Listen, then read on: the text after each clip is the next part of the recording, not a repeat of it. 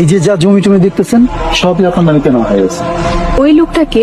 ও রাজু, বিভিন্ন ক্ষেত খামারের কামলা দিয়ে খায়। আজকে আমি ওরে ক্ষেতের আগাছা পরিষ্কারের জন্য রাখছি। আচ্ছা, তাহলে ওনাকে একটু ডাকেন। হ্যাঁ রাজু, এদিকে আয়। আইতাছি কাকা। জি কাকা। উনি হচ্ছে ম্যাডাম। আসসালামু আলাইকুম ম্যাডাম। ওয়ালাইকুম আসসালাম।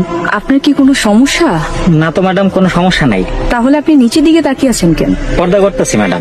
পর্দা করছেন মানে? পর্দা করা ফরজ। আল্লাহ তাআলা নারী পুরুষ দুইজনকে পর্দা করতে বলছে।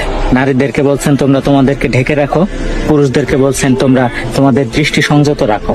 তাই নারীর জন্য যেমন পর্দা করা ফরজ, পুরুষের জন্য দৃষ্টি সংযত রাখা ফরজ। ইসলাম শুধু একটা ধর্ম না, এটা পরিপূর্ণ জীবন ব্যবস্থা। ঠিকই বলেছেন। আপনি আমার জন্য বেগানা নারী, তাই আপনার দিকে তাকাইতেছি না, কিছু মনে করেন না ম্যাডাম। এই রাজু, তোর কি মাথা খারাপ হয়ে গেছে?